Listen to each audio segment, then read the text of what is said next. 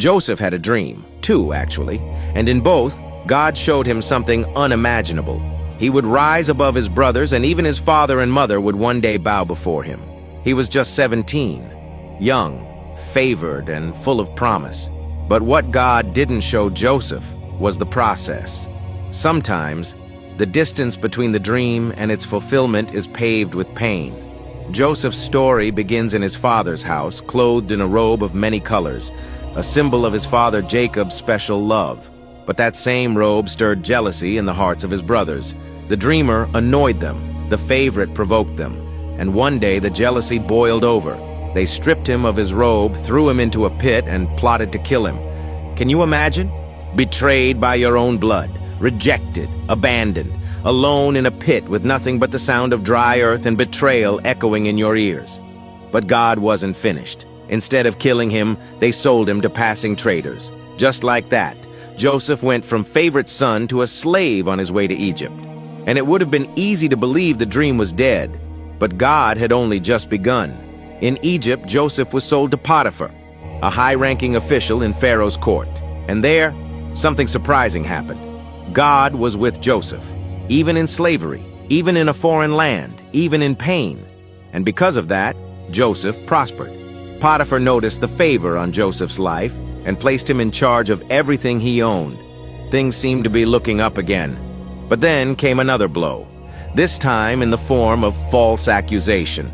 Potiphar's wife desired Joseph. When he refused her, she lied. She screamed. She framed him. And Joseph, though innocent, was thrown into prison. Once again, Joseph had done the right thing and still suffered injustice. But God was with him there too. In prison, Joseph didn't grow bitter. He grew better. He served. He interpreted dreams. And one day he interpreted the dreams of two men who had once served in Pharaoh's court, the chief baker and the cupbearer.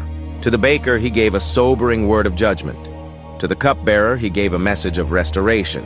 And Joseph's only request? When you are restored, remember me. But the cupbearer forgot. Joseph sat in that prison for 2 more years. Forgotten by man, but never forgotten by God.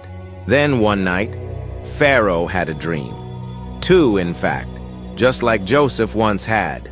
And no one in Egypt could explain them. That's when the cupbearer finally remembered the Hebrew slave who interprets dreams. They pulled Joseph from the prison.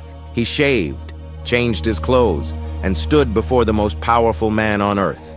Pharaoh said, "I hear you can interpret dreams." And Joseph, still humble, still faithful, replied, "I cannot, but God can." Joseph then interpreted the dreams. 7 years of abundance followed by 7 years of famine. And he didn't stop there. He gave Pharaoh a plan, a strategy, and wisdom. In a moment, everything changed.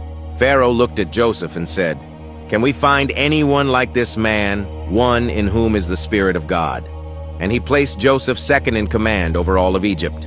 From prison to palace, from forgotten to favored, from betrayed to crowned. But it wasn't just about Joseph. God was positioning him to save lives, including the very brothers who betrayed him.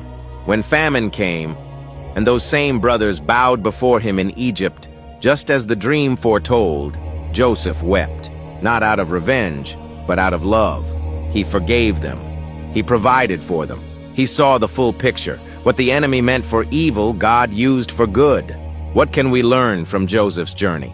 Number 1, your pit doesn't cancel your purpose. Even when people reject you, God's calling remains. Betrayal doesn't revoke the dream. The process is painful, but it's producing something greater.